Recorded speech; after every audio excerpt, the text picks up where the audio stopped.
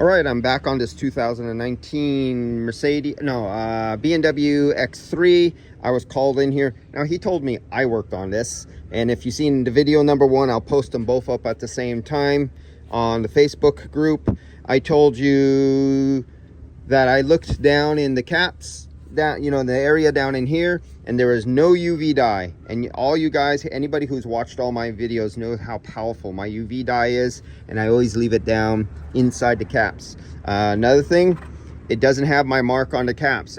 You guys who know have seen hundreds of my videos, if you have, or even a few, you notice I always mark my caps. It'll say LECH on there.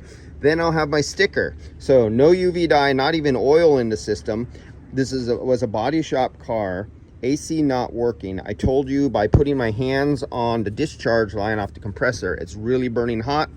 It's only about 62 degrees outside, and the fan was starting to kick up in the high speed. That means it's compensating for high pressure.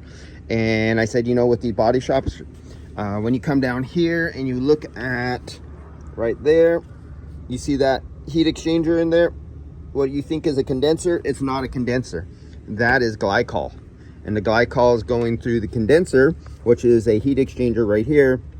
Here's the glycol loop, goes the water pumps. This hot gas right off the compressor gets cooled by the cool glycol that gets pumped through the heat exchanger here. And these go off on high heads pressure, and you get poor AC performance. And I said, you know what? They usually don't purge right or fill up the coolant system. So there's not enough or no coolant going through the plate heat exchanger. And what do we see down here? Empty, nothing. Typical body shop. Body shops fuck up more people's cars than you can possibly believe. If body shops actually got charged for all the damage that they do, instead of saying it was part of the accident and charging the insurance company, body shops would go out of business. That's how fucked up they are. Sorry, for you guys who know me, you know what it's all about. Half you don't even, as owners, you don't even know the damage that is caused by your technicians' procedures and the way they take things apart or put them back together. They're the ones who actually often, when charging batteries, roast ECMs, mess up the firmware on the systems for windows don't open and close and like that, mess up bearings on drivetrains, mess up, literally I've watched them burn up engines, where an engine gets so hot you can hear all the metal crinkling and it shuts down to overheat and starts overflowing. If I got paid for every engine that got burnt up head gasket or whatever inside a body shop, I'd be a fucking millionaire by now.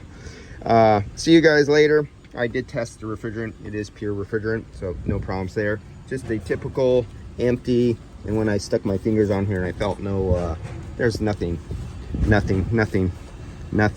happening here on these glycol. So as the heat from the high pressure goes through the glycol, it heats it up, and one of these lines would be warm as it passed through, and there's nothing. Typical body shop.